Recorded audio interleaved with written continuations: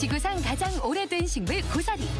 우리나라 관혼상제 상차림에 빠지지 않고 등장하는 존재감 100배의 나물이다. 특히 비가 자주 내리는 제주에선 고사리 새순이 지천으로 올라오는 요맘때를 고사리 장마라고 부른다는데, 줄기 끝에 또르르 말린 새순은 영락없이 아기 주먹처럼 생겼다. 넉넉한 봄이 아낌없이 내어준 천혜의 선물. 건강밥상 오늘은 고사리와 함께한다. 고사리는 칼슘, 무기질, 단백질이 풍부하여 산에서 나는 소고기라 불리기도 합니다.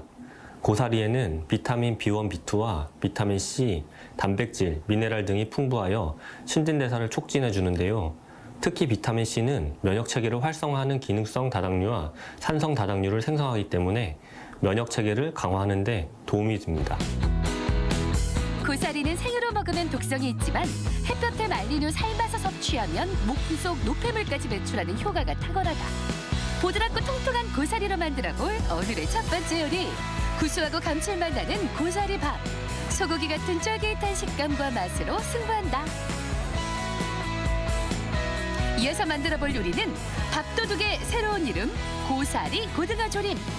매콤하면서도 짭조름한 맛으로 밥 한 공기쯤 순식간에 뚝딱이다. 전 세계적으로 널리 분포되어 있는 고사리.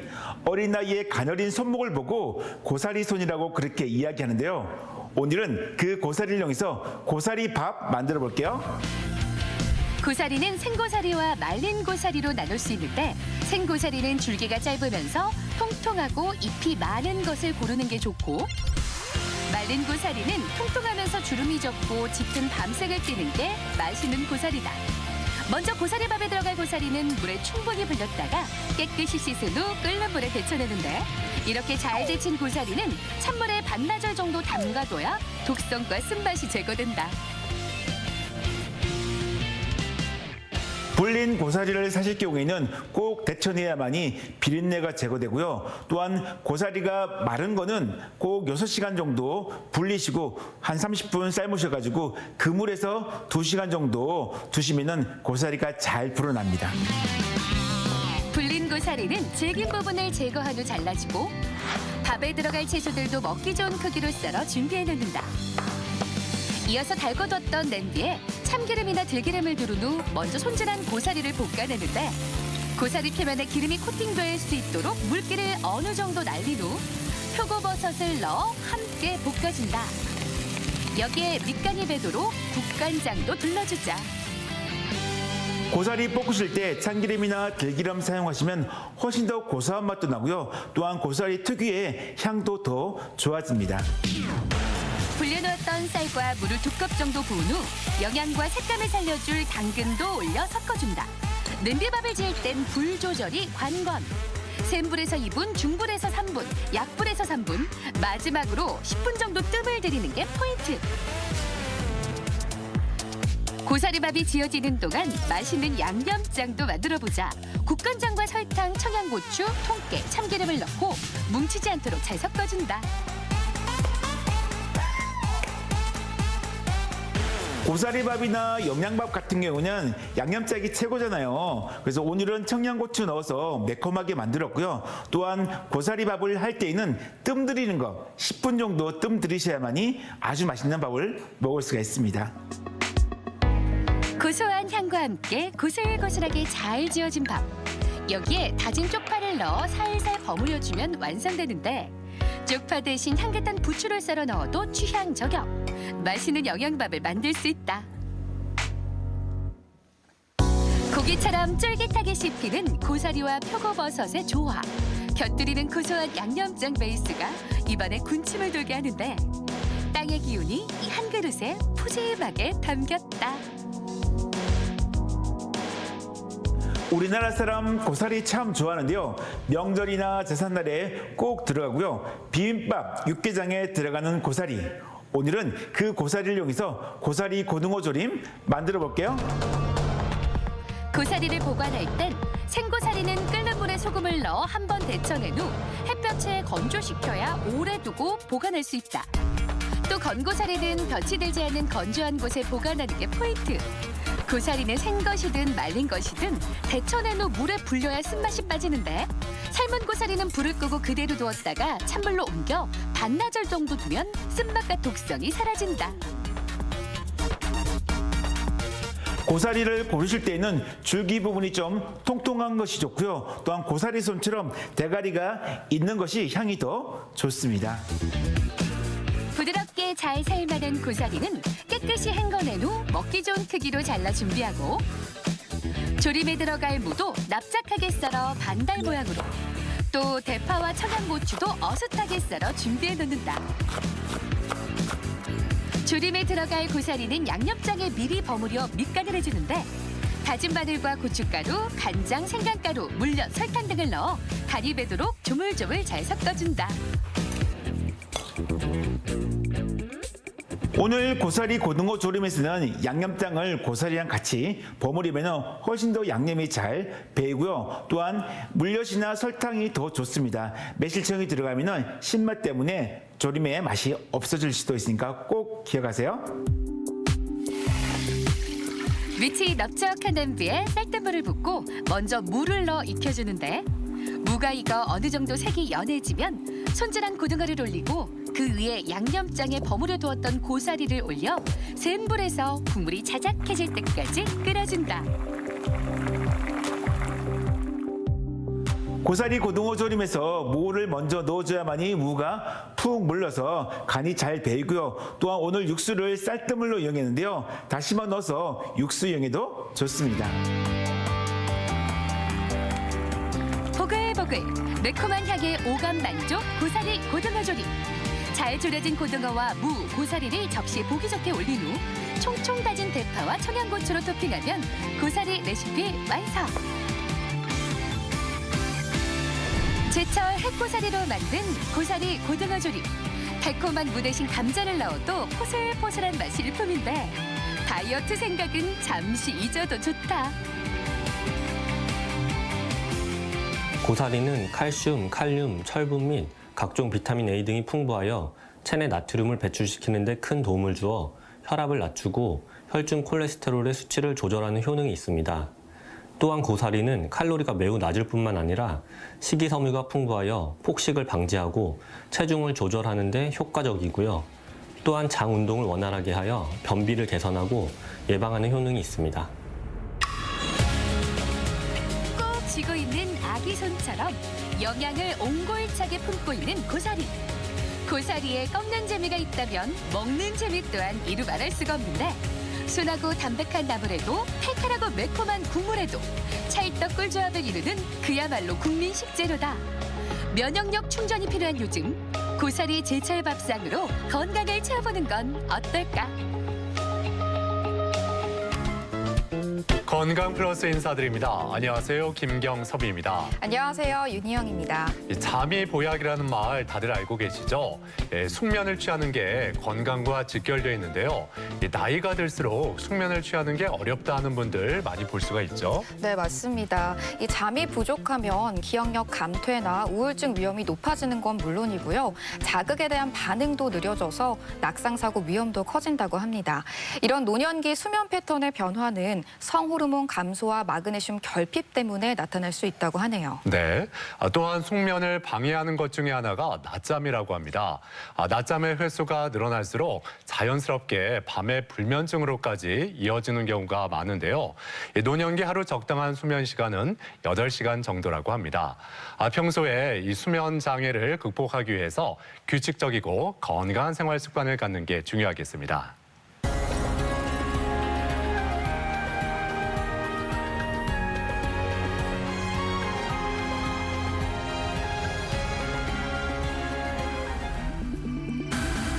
산소를 공급하고 이산화탄소를 배출하면서 호흡을 담당하고 있는 폐.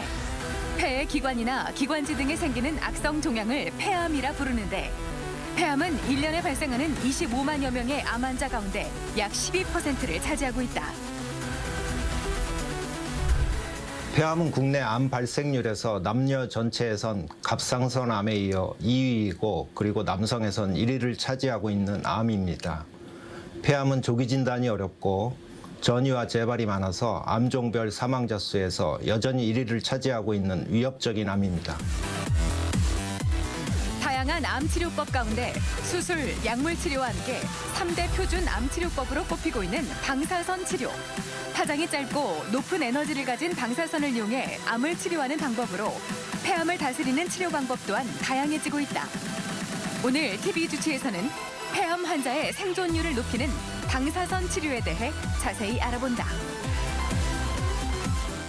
사망률이 높은 암 중에 하나가 바로 폐암인데요. 폐암의 주요 원인으로 흡연이 꼽히는데 주변에 담배를 피우지 않는 사람도 이 폐암에 걸리는 경우가 많이 있습니다. 때문에 우리 모두가 폐암으로부터 자유롭지 못하다 이렇게 볼 수가 있겠죠. 네, 맞습니다. 이런 폐암 치료에 있어서 방사선 치료가 탁월한 효과가 있는 것으로 알려져 있는데요. 그래서 오늘 이 시간엔 폐암과 방사선 치료에 대해 자세히 알아보는 시간 갖도록 하겠습니다. 네. 자, 오늘 도움 말씀을 위해서 가톨릭대학교 대전성모병원 방사선 종양학과 장성순 교수 나오셨습니다. 안녕하세요. 네, 안녕하세요. 네, 이 폐암은 전 세계적으로 사망률이 높은 암으로 알려져 있는데 우선 이 폐암이 어떤 암인지부터 짚어주시죠. 일단 폐의 해부학적 구조부터 볼 필요가 있겠는데요. 폐는 우측폐와 좌측폐가 있는데 우측폐는 상중하에 3개의 엽으로 돼 있고 좌측폐는 상하에 2개의 엽으로 돼 있습니다. 폐는 공기 중에 산소를 받아들여 혈액으로 옮기고 혈액 속의 노폐물인 이산화탄소를 바깥으로 배출하는 역할을 하고 있습니다. 또한 기관지라고 하여 폐 내로 공기가 이동하는 통로가 있는데 마치 나뭇가지 모양으로 이렇게 배열돼서 폐의 깊숙한 곳까지 공기를 전달하고 있습니다. 그래서 이런 기관지나 폐에 발생하는 악성 종양을 폐암이라고 하는데요. 원발성 폐암은 이런 폐를 구성하고 있는 조직에서 생겨서 자라는 암이고 전이성 폐암은 다른 장기에서 생겨서 림프관이나 혈관을 타고 폐로 이동해서 증식하는 암이 되겠습니다. 네. 이런 폐암을 유발하는 원인으로는 아무래도 흡연이 가장 많이 알려져 있는데요. 그 외에도 또 주요 위험 인자가 또 있을까요? 네, 맞습니다. 흡연이 대표적인 발병 원인으로 돼 있지만 최근에 흡연하지 않는 여성분들에서 폐암이 증가하고 있습니다. 폐암의 전체 70% 정도는 흡연과 관련이 있는 것으로 돼 있습니다. 담배에는 약 60종류의 발암 물질이 있는 것으로 돼 있고 흡연하는 사람은 비흡연자에 비해서 10배 이상의 폐암 발생 위험이 있겠습니다. 그래서 이런 폐암 발생 고위험군에 대해서 55세에서 74세 남녀 중에서 30감년 이상의 흡연자를 대상으로 매년 저설량 흉부 전산화 단층 촬영을 검진받을 것을 권고하고 있습니다. 여기서 감년이라는 말은 평생의 흡연력을 표현하는 말로써 하루 한 갑씩 30년을 펴도 30감년이고 하루에 2갑씩 15년을 펴도 30감년이 되겠습니다. 그리고 이런 비흡연자 관련된 폐암의 원인으로서 대기 오염이나 미세먼지, 공해물질 같은 원인이 있고 그리고 직업적으로 석면이나 중금속 같은 것에 노출될 때도 폐암의 원인이 되겠습니다. 또 중요하게 간접 흡연과 방사성 물질인 라돈가스를 집 주변에서 노출됐을 때도 중요한 폐암의 원인으로 되겠습니다. 주부님들이 주방에서 요리할 때 음식 탈 때 나는 연기를 마시는 것도 한 폐암의 원인으로 돼 있고요. 네. 그러니까 우리를 둘러싸고 있는 모든 환경 유해 물질로 인해서 폐암이 생길 수가 있는 건데 실제로 유병률이 어느 정도나 될까요? 가장 최근 통계부터 이제 보겠는데요. 2019년에 국가암 등록 통계가 있었습니다. 그래서 2019년에 남녀 전체를 통틀어서 25만 명의 암 발생이 있었는데 그중 폐암이 11.8%로 갑상선 암에 이어서 2위를 차지하고 있습니다. 그리고 성별 차이를 봐도 이제는 폐암이 위암을 제치고 1위를 차지하고 있고요. 여성에서는 유방, 갑상선, 대장, 위 다음에 5위를 차지하고 있습니다. 네, 이렇게 폐암 발생률이 높은 만큼 또 사망률도 높은 것으로 알려져 있는데요. 어느 정도고 또 사망률이 높은 이유가 어떤 건지도 궁금합니다.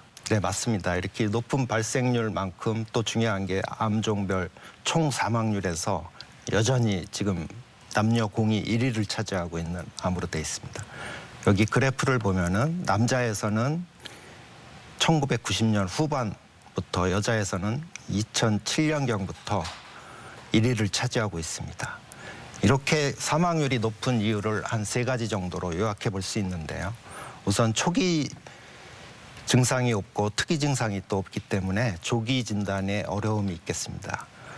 대개 수술이 가능한 초기에 진단할 수 있는 경우는 20% 정도밖에 안 된다고 하고 대개 80% 환자들은 이미 진행된 상태에서 발견되고 있습니다. 그리고 해부학적으로 폐는 주위 조직이나 타 장기로 전이를 잘합니다. 그리고 또 중요한 게 수술적인 절제 후라도 약 30에서 40% 정도는 재발하기 때문에 사망률을 높이는 중요한 요인이 되겠습니다. 네. 그리고 거의 대부분의 암이 세부적으로 종류가 좀 나뉘던데 이 폐암은 종류가 어떻게 나뉠까요? 네, 크기나 형태에 따라서 크게 두 분류로 분류되겠습니다. 암의 크기가 작다고 해서 소세포성 폐암이고 작지 않다고 해서 비소세포성 폐암입니다. 대개 85 내지 90%는 비소세포성 폐암으로 돼 있고요. 또 중요한 게 이렇게 구분되는 이유는 서로 임상적인 경과가 틀리고 거기에 따른 치료법이 틀리기 때문에 이렇게 크게 분류하고 있습니다. 소세포성 폐암은 비소세포성 폐암하고 틀리게 악성도가 강해서 빨리 자라고 조기에 전이를 잘하는 암으로 돼 있어서 항암 치료와 방사선 치료가 주된 역할을 하고 있습니다. 요즘은 되게 선암이 압도적으로 높은 비율을 차지하고 있습니다. 네. 네, 이렇게 폐암에 걸리게 되면 아무래도 기침을 좀 많이 할 수밖에 없을 것 같은데요. 이 단계별로 나타나는 증상이 또 있을까요? 네, 감기와 구분되는 아주 지속적인 기침이 생길 수가 있는데요. 병이 커지면은 객혈이 있을 수도 있고요. 호흡곤란이나 흉통이 있을 수 있는데 폐 안에는 감각신경이 없기 때문에 초기에는 되게 통증이 없지만 폐암이 커져서 바깥쪽으로 흉벽 쪽으로 침범하게 되면 그때부터 통증이 생기기 시작합니다. 후두신경을 침범하면은 성대 조절하는 기능이 떨어져서 목소리가 쉴 수도 있습니다. 그리고 식도를 침범하면은 삼키는 기능이 떨어질 수가 있고요. 폐암이 전이가 많은 뇌 전이가 있을 때 두통이나 상하지의 기운이 빠지고 감각 변화나 경련 등이 있을 수 있고 또 갑자기 말이 어두워지거나 갑자기 눈이 안 보여질 수도 있는 여러 가지 신경 증상이 나타나게 됩니다. 그 말씀하신 증상들이 나타나면 일단 병원을 찾아가서 검사를 받게 될 텐데 이 폐암을 진단하는 방법에는 어떤 것들이 있을까요? 필수적으로 흉부 CT 촬영을 하게 되는데 종양의 크기나 형태, 위치까지도 정확히 알 수 있는 아주 필수적인 검사로 되어 있습니다. 확진을 위해서 반드시 조직 검사가 필요하게 되겠습니다. 이런 폐암이 확진된 경우에는 병의 진행 정도를 알기 위해서 전신 촬영이 추가로 필요하겠는데요. 이런 각종 검사를 통해서 이제 병의 진행된 단계인 병기를 결정하게 되는데요. 병기를 결정하는 중요한 이유는 적절한 치료 방침을 결정하고 그 병기에 따른 환자의 예후를 예측하기 위해서입니다. 앞서 말씀해 주신 폐암의 종류와 병기에 따라서 적절한 치료에 들어가야 될 텐데 병기별로 어떤 치료들이 이루어질까요? 네, 병기가 결정되면은 병기에 따른 지금 치료 지침이 국제적으로 표준화되어 있습니다. 비소세포암은 비교적 천천히 단계적으로 자라기 때문에 지금 1, 2기 초기 때 표준 치료는 수술적 절제로 돼 있지만 수술의 위험성이 큰 경우는 방사선 치료로 현재 대체되고 있습니다. 비소세포암과 틀리게 소세포암은 악성도가 높아서 빨리 자라고 전이를 잘하기 때문에 수술적 절제보다는 항암 방사선 치료가 많이 시행되는데 병기에 따른 표준 치료 방침에 따라서 여러 진료과 의사들이 상의하에 최선의 치료 방법을 선택하게 되는데요. 폐암 진료와 관련된 전문의분들과 환자 가족들이 직접 한 장소에 모여가지고 폐암에 대한 진단이나 치료 계획, 예후 등을 상의해서 최선의 치료 방법을 선택하는 과정이 있습니다.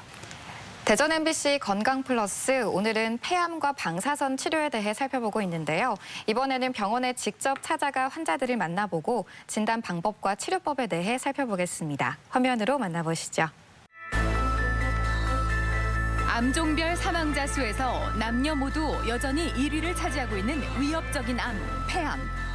폐암은 암세포의 모양에 따라 비소세포 폐암과 소세포 폐암으로 나눌 수 있다. 폐 자체에는 감각신경이 없기 때문에 폐암이 진행되더라도 의심할 만한 특이 증상이 없는 경우가 많은데 전체 폐암 환자의 3명 중 2명은 흡연과 관련돼 있다. 지금 어디 불편한 증상이 있습니까? 숨 쉴 때 조금 빡빡한 느낌이 있는데 그거 말고는 특별한 건 없습니다. 네, 예전에 많이 피우셨던 것 같은데 이제 담배는 끊으셨죠? 네, 담배는 예전에 좀 많이 폈는데 지금 완전히 끊었습니다.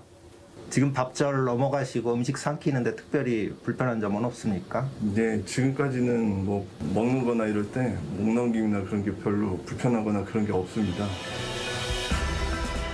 대부분의 폐암 환자들이 진단받는 폐암은 비소세포 폐암이지만 약 15%에서 소세포 폐암이 발생한다. 소세포 폐암은 증식 속도가 매우 빠르고 암세포가 전신으로 전이를 일으키며 퍼져나가는 특징이 있다. 이 환자분은 흉부 CT에서 2cm 정도 되는 우측 폐 종괴와 종격동 림프절 비대가 관찰되어 이후 검사상에서 제한성 소세포성 폐암으로 확진된 환자입니다. 소세포성 폐암은 비소세포성 폐암과 달리 악성도가 높아서 빨리 자라고 조기 전이를 잘하는 암으로 수술적 치료보다는 항암제 치료가 중요한 역할을 합니다. 이분 같은 제한성 병기 때에는 항암제와 같이 방사선 치료를 병행하는 것이 표준 치료로 되어 있습니다. 치료 후 병이 없어진 경우에는 뇌 전이를 막기 위해서 예방적으로 전내 방사선 치료가 추가로 필요하겠습니다. 방사선 치료는 정확도가 생명이다. 때문에 방사선 치료가 확정되면 그 첫 단계로 모의 치료 촬영을 실시한다. 모의 치료 촬영은 방사선 조사 없이 방사선 치료 장비와 같은 기능을 가진 전용 CT나 MRI 장비를 이용해 촬영하는 것으로 영상 촬영 결과를 토대로 방사선 조사 방향과 범위, 조사량을 계산해 방사선 치료 계획을 세우게 된다. 지금 특별히 불편한 증상이 있나요? 많이 움직이면 숨이 좀 차긴 하는데 그 외에는 괜찮은 것 같습니다. 전에 갖고 계셨던 폐질환 때문에 그런 증상이 있는 것 같은데 그런 증상은 얼마나 오래되셨나요? 한 10여 년 전 이상 된 것 같습니다. 혹시 폐질환 말고 다른 질환으로 지금 약 먹고 계신 거 있나요? 네. 심장하고 콩팥 질환으로 좀 앓고 있는 게 있어서 약은 꾸준히 계속 먹고 있습니다. 폐암은 70대 이상 환자가 50%가 넘는다. 고령이라 수술이 어렵거나 내과적인 문제가 있을 때 수술 없이 방사선 치료를 시행할 수 있는데 방사선 수술이라고 알려진 정위절제 방사선 치료가 대표적이다. 이 환자분은 만성 폐쇄성 폐질환을 갖고 있어서 정기적인 내과 진료 중에 우연히 발견된 초기 폐암 환자입니다. 이후 조직 검사에서 폐선암으로 확진되었고 이후 검사에서도 폐에만 국한된 일기 비소세포성 폐암으로 판정되었습니다. 이 환자의 경우에는 여러 기저질환이 있어서 내과적인 문제로 수술이 불가능한 환자로 이런 경우 통상적인 방사선 치료 방법보다는 단기간의 치료로 수술과 비슷한 효과를 얻을 수 있는 정위절제 방사선 치료법이 최근에 많이 사용되고 있습니다. 평균적으로 90% 이상의 환자에서 치료 후에 종양이 없어지는 치료 효과를 보이고 있습니다. 정위절제 방사선 치료는 암의 고설량의 방사선을 조사해 마치 수술처럼 종양을 빠른 시간 안에 제거하는 방법이다. 한 번에 많은 양의 방사선을 조사하기 때문에 림프절 전이가 없는 일기 폐암의 경우 치료율이 90% 이상으로 알려져 있다. 수술 없이 4-5번의 방사선 치료로 종양이 제거되기 때문에 환자의 만족도가 높은 편이다. 폐암 환자들에서 방사선 치료는 폐암의 모든 병기에서 유용하게 적용되는데 치료 목적에 따라서 근치적, 보조적, 그리고 완화적, 마지막으로 예방적 목적으로 사용됩니다. 최근에는 치료 기술 면에서도 주변 전상 조직의 방사선 노출을 최소화하면서 종양 부위에 집중 정밀 치료하기 위해 개발된 새로운 방사선 치료 기법들은 특히 폐암 환자들에서 활발히 적용되고 있습니다. 폐암을 조기 발견하기 위해선 정기적인 검진이 필수다. 폐암 환자의 5년 생존율은 1기의 경우 70% 이상으로 높지만 4기는 5% 정도에 불과하다. 그만큼 조기에 발견하고 치료할수록 생존율은 올라가는데 폐암 치료의 새로운 희망, 방사선 치료. 몸속 생존 신호를 되살릴 수 있다. 네, 병원을 찾아가서 환자들을 만나보고 폐암과 방사선 치료에 대해서 살펴봤습니다. 자, 오늘 주제가 폐암과 방사선 치료인 만큼 지금부터는 방사선 치료에 초점을 맞춰 좀 더 자세히 살펴보겠습니다. 자, 모든 암 치료법 중에 하나가 바로 이 방사선 치료인데 먼저 방사선 치료가 어떤 치료법인지 설명 부탁드립니다. 네, 저는 방사선 치료를 담당하고 있는 의사이기 때문에 방사선 치료에 대해서 좀 더 구체적으로 알아보겠습니다. 일단 방사선 치료 전에 방사선이라는 말은 우리가 방사선은 인체 오감으로 인지할 수 없는 일종의 에너지의 흐름이라고 얘기할 수 있겠고요. 방사선 치료란 X선이나 전자선, 감마선이나 양성자 같은 이런 고에너지 방사선을 이용해서 암을 치료하는 방법으로 돼 있습니다. 우리 임상적으로 가장 많이 사용하는 치료용 X선은 진단용 X선에 비해서 에너지가 약 1000배 이상으로 큰 것으로 돼 있습니다. 네, 그렇군요. 네, 이렇게 방사선 치료가 이어지면서 힘들어하는 환자분들도 종종 볼 수가 있는데요. 폐암에 있어서 이 방사선 치료는 어떤 역할을 하고 또 어느 정도의 기간이 걸리는지도 좀 궁금합니다. 그래서 방사선 치료를 처음부터 받은 경우에는 그렇게 체력적으로 힘들지 않지만 되게 수술도 하고 항암제도 하고 그다음에 이렇게 오신 분들은 많이 지쳐 있습니다. 그래서 가끔 방사선 치료는 너무 힘든 치료다 이렇게 오해를 받을 수도 있겠는데요. 네. 그래서 폐암에서 방사선 치료의 역할은 한마디로 말해서 폐암의 모든 병기에서 아주 다양한 목적을 갖고 유용하게 적용되고 있습니다. 네. 자, 그렇다면 방사선 치료를 결정했을 경우에 방사선 치료는 어떤 과정을 통해서 들어가는지 이 점도 궁금합니다. 예, 한마디로 말해서 방사선 치료는 과정이 단순하지 않습니다. 그리고 여러 직종의 의료진들의 협업이 필요하고 여러 단계를 거치게 되는데요. 제일 먼저 담당 의사의 진료하에 치료 여부와 방법을 결정하게 되는데 폐암의 종류나 병기뿐만 아니라 크기나 위치, 치료의 목적, 또 환자의 전신 상태 등을 종합적으로 판단해서 결정하게 됩니다. 그리고 방사선 치료가 이루어지기 전에 모의 치료와 방사선 치료 계획이라는 아주 중요한 과정을 거치게 되는데요. 그리고 방사선 치료는 대개는 하루에 한 번 시행하게 되고요. 한 번 시행할 때 대개는 5분에서 10분 정도 걸리는 것으로 되어 있습니다. 그리고 치료 중간중간에 진료를 봐서 필요한 약 처방을 할 수도 있겠고요. 처음 치료 설계를 변경할 수도 있습니다. 그리고 치료 종료 후에는 정기적인 진료가 꼭 필요하겠습니다. 이 방사선 치료법도 시대가 발전을 하면서 새로운 방법들이 나오고 있다고 들었는데요. 하나씩 살펴보도록 하겠습니다. 먼저 어떤 치료법부터 알아볼까요? 최근의 방사선 치료 방법들은 인접한 정상 조직의 방사선을 최소화하면서 주로 암 조직에만 선택적으로 집중 정밀 치료하기 때문에 암 조직에는 높은 선량을 줘서 치료 효과를 높이면서 정상 조직에 생기는 부작용은 현저히 줄어들고 있습니다. 먼저 세기 조절 방사선 치료 방법이 있습니다. 영역에 따라서 방사선의 세기를 다 다르게 조절할 수 있습니다. 그렇게 함으로써 종양 부위에는 높은 선량을 주고 주변의 정상 조직에는 방사선 량을 뚜렷이 낮출 수 있겠습니다. 그래서 세기 조절 방사선 치료는 어떤 암 모양이 불규칙하거나 주변에 중요한 정상 장기들이 있을 때 아주 유용하게 사용되겠는데 그러니까 이 세기 조절 방사선 치료는 암 모양이 불규칙하거나 중요 장기에 인접했을 때 유용하다 이렇게 말씀해 주셨는데 또 다른 치료법에는 어떤 것들이 있을까요? 아주 정확히 이해하셨던 것 같은데요. 그래요? 예. 그래서 다음 치료 방법은 입체 세기 조절 회전 치료 방법입니다. 앞에 나온 세기 조절 방사선 치료가 한 단계 발전된 형태로서 어떤 특정 방향에서 방사선이 조사되는 것이 아니라 암 주위를 빠르게 회전하면서 조사하기 때문에 기존 세기 조절 방사선 치료에 비해서 약 5배 정도까지도 빠른 치료가 가능합니다. 실제로 이 설계가 치료기상에서 들어가는 모습을 잠깐 동영상으로 보겠습니다. 그래서 지금 환자는 없지만 실제로 방사선이 들어가고 있는 영상이고요. 아무튼 환자가 이렇게 누워 있으면 방사선 치료 기기가 이렇게 돌아가네요. 밖에 치료 조정실에서 자동으로 컴퓨터가 다 조정하게 됩니다. 예. 의사 입장에서나 또 환자 입장에서도 어떻게 보면 더 쉽게 이해할 수 있겠다 이런 생각이 먼저 들거든요. 네. 예, 어떻습니까? 진료할 때 이런 영상을 환자분들한테 보여주면 예. 되게 좋아합니다. 이해가 신기하기도 그렇죠? 하고요. 이렇게 입체 세기조절 회전 방사선 치료는 아무래도 빠르게 치료할 수 있는 장점이 또 있는 것 같은데요. 그런데 또 폐암은 호흡에 따라서 암덩어리 움직임이 생기잖아요. 얼마나 움직이는지도 좀 궁금합니다. 우리 인체 중에서 폐가 호흡에 따른 움직임이 가장 큰 장기입니다. 실제로 지금 위아래 움직임만 있는 영상을 보여주고 있는데 실제로는 좌우 앞뒤 방향으로도 종양은 꽤 움직이고 있습니다. 그래서 이런 고정된 표적이 아닌 움직이는 표적을 정확히 맞추기 위한 여러 가지 방법이 있겠는데요.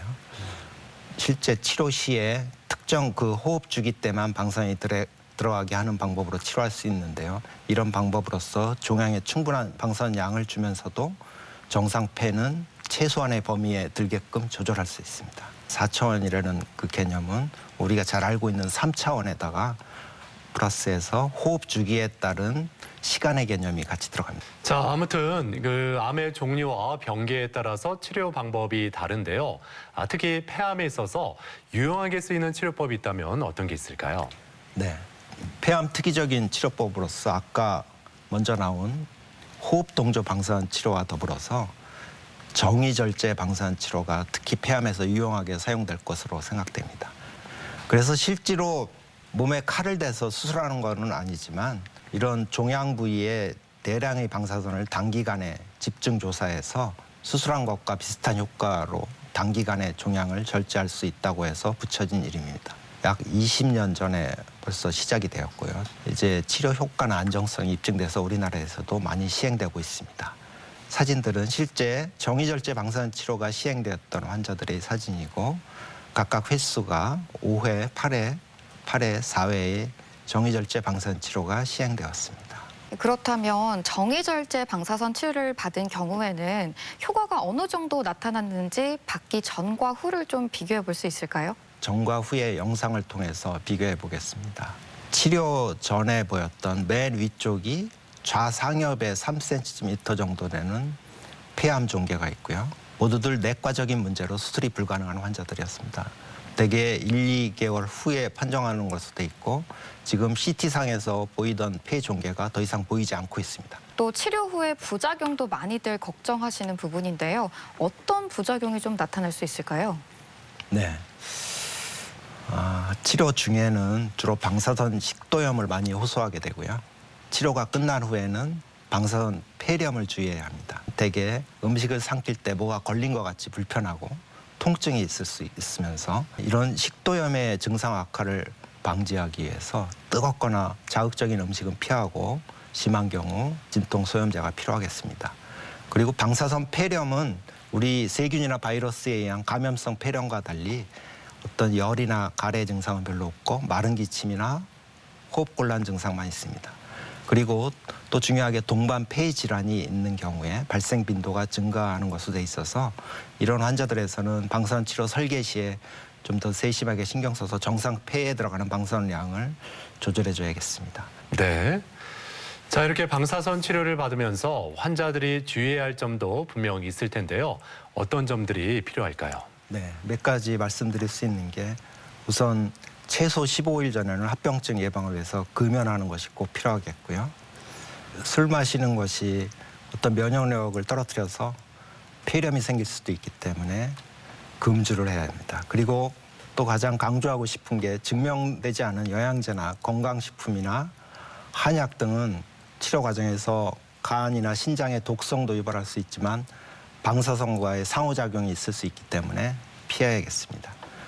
우리 이런 방사선 치료는 수술하는 것과 같이 즉각적으로 암을 없애는 것이 아니라 서서히 크기를 줄여서 결국 없애는 거기 때문에 정기적으로 흉부 엑스선 촬영이나 CT나 펫CT 검사를 통해서 종양의 감소와 재발 여부 그리고 방사선 폐렴의 부작용 발생 여부를 꼭 관찰해야겠습니다. 자, 오늘 이렇게 폐암과 방사선 치료에 대해서 알아보고 있는데요. 이런 부분은 꼭 기억했으면 좋겠다는 점이 있다면 다시 한번 정리를 해주시죠. 네, 세 가지로 간단히 요약을 해봤는데요. 일단 폐암은 크게 비소세포성 폐암과 소세포성 폐암으로 분류되고 적절한 치료 방침을 결정하기 위해서 병기 설정 단계가 필요합니다. 그래서 이런 비소세포성 폐암과 소세포성 폐암의 병기는 1기부터 4기와 제한 확장 병기로 구분되는데 수술, 방사선 치료, 항암, 화학 치료법을 이용한 각 병기에 따른 표준화된 치료 방침이 정해져 있습니다. 그리고 방사선 치료는 폐암의 모든 병기에서 다양한 목적으로 시행되는데 최근에 새로운 방사선 치료법들이 특히 폐암에서 아주 활발히 적용되고 있습니다. 대전 MBC 건강 플러스, 오늘은 폐암과 방사선 치료에 대해 이야기를 나누고 있는데요. 이번에는 이와 관련된 오해와 진실을 OX로 풀어보겠습니다. 네. 자, 먼저 폐렴이 폐암으로 발전할 수가 있다. O일까요, X일까요? 네, X입니다. X요. 예. 폐렴은 폐에 생기는 염증이고요. 폐암은 종양입니다. 서로 상관관계도 없고 발생 기전도 전혀 틀린 것으로 되어 있습니다. 네, 담배를 끊고 10년이 지나면 폐암 발생 위험이 비흡연자와 비슷해진다. O일까요, X일까요? 네, 이것도 역시 X고요. 이런 질문을 하면은 어떤 환자분들은 5년, 10년 또 경우에 따라서는 담배 끊는 즉시 위험성이 없어진다 이렇게 생각하는 분들도 있을 수 있는데 실제적으로 15년에서 20년은 돼야지 그 위험성이 비흡연자와 똑같아지는 것으로 되어 있습니다. 네. 자, 그리고 이 방사선 치료를 받는 동안에는 샤워를 하지 않는 게 좋다. O일까요, X일까요? 네, 정답은 세모로 얘기하고 세모요. 싶은데 예. 치료 부위에 우리 정확한 치료를 위해서 그려놓은 기준점이나 선들이 치료 끝날 때까지 지워지지 않아야겠지만 치료 부위 외에 다른 부위는 가볍게 물 샤워를 하셔도 되고요. 그렇지만 뜨거운 물에 통목욕하시는 것은 금기입니다. 네, 다음 질문입니다. 이 방사선 치료 종료 후에도 몇 주에서 몇 달간은 암세포가 죽을 수 있다. O일까요, X일까요? 네, O입니다. 그래서 방사선 노출이 된 암세포들은 일정 기간이 지난 후에 세포 분열하면서 죽게 되는데요. 물론 암의 종류에 따라서 방사선 감수성이 틀리겠지만 대개 암의 크기가 방사선 치료 중후반부터 줄기 시작해서 치료 종료 후에도 한두 달까지는 반응이 계속 지속돼서 줄고 있습니다. 네, 그럼 방사선 치료는 체력적으로 굉장히 힘들다. O일까요, X일까요? 네, X라고 얘기하고 싶은데. X요? 네, 그래서 방사선 치료는 국소적인 치료이기 때문에 방사선 치료만 받는 경우에 체력 저하가 크지 않습니다. 그렇지만 가끔 항암제 치료와 같이 시행하는 환자분들은 전신적인 치료인 항암제로 인해서 체력 부담이 크기 때문에 이걸 방사선 치료 때문에 생기는 것으로 오해를 받을 수도 있습니다. 네, 네. 그렇군요. 이렇게 폐암과 방사선 치료에 대한 오해와 진실을 OX로 풀어봤고요. 계속해서 시청자 여러분의 궁금증 풀어보도록 하겠습니다. 방사선 치료를 받으면 머리카락이 빠지나요? 그리고 치료를 받을 때 아픈가요? 네, 이 방사선 치료를 받으면 머리카락이 빠진다. 이렇게 많이들 알고 계신데 이게 정말 머리카락이 많이 빠지는 건지 또 통증이 있는 건지 궁금해하셨어요? 네, 머리에 치료를 받으면 머리카락이 빠집니다. 그렇지만 치료 종료 후에 다시 나고요. 그리고 머리 이외에 다른 부위에 치료할 때는 머리카락은 빠지지 않습니다.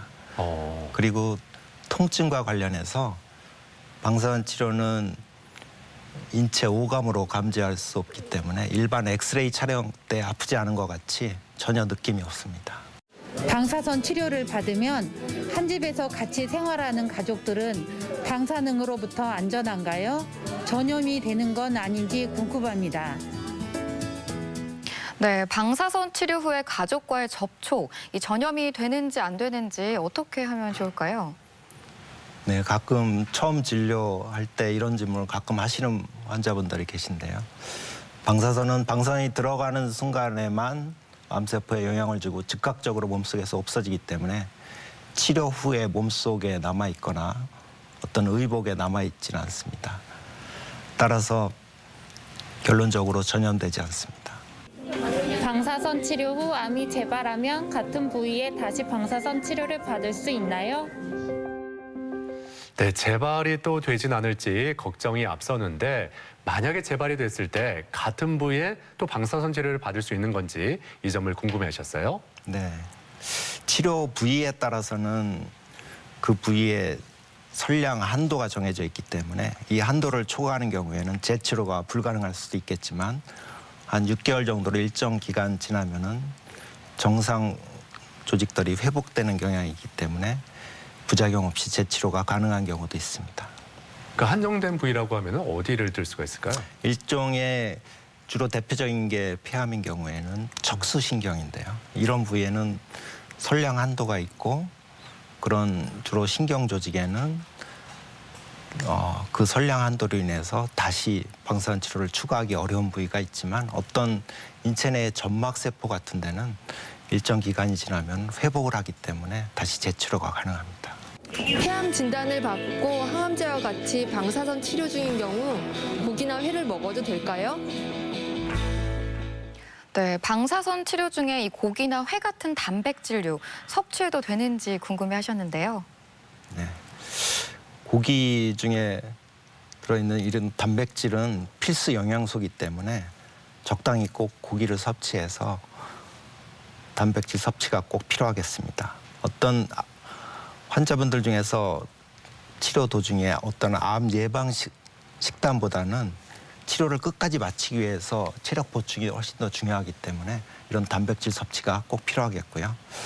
그리고 회는 평소에는 먹어도 되지만 지금같이 항암제 치료랑 같이 하시는 분들은 면역력이 떨어져서 감염의 위험성이 있기 때문에 피하는 것이 좋습니다. 네. 자, 끝으로 이 폐암과 방사선 치료에 대해서 이 점만은 꼭 기억했으면 좋겠다는 점이 있다면 폐암과 방사선 치료는 네모다. 이 네모안을 좀 세워주시죠. 자물쇠와 열쇠이다라고 표현하고 싶습니다. 자물쇠와 열쇠요. 예. 네. 방사선 치료가 이런 폐암 극복의 문을 여는데 많은 도움을 줄 수 있을 것입니다. 간결하게 이유를 설명해 주셨어요. 예, 자물쇠와 열쇠라는 거 기억하시면 좋겠습니다. 자, 건강 플러스 오늘 이렇게 폐암과 방사선 치료에 대해서 알아봤는데요. 지금까지 도움 말씀에 방사선 종양학과 장성순 교수였습니다. 오늘 말씀 고맙습니다. 고맙습니다. 네, 감사합니다. 네, 방사선 치료는 수술, 약물 치료와 함께 3대 표준 암 치료법 중에 하나인데요.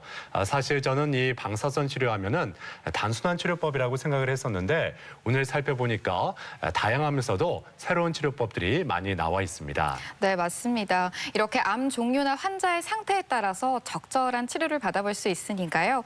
폐암이라고 해서 너무 걱정만 하지 마시고 전문의의 상담을 통해서 효과적인 방사선 치료 꼭 받아보셨으면 좋겠습니다. 네, 건강 플러스 오늘 저희가 준비한 내용은 여기까지입니다. 이번 한 주도 건강하게 보내시길 바라고요.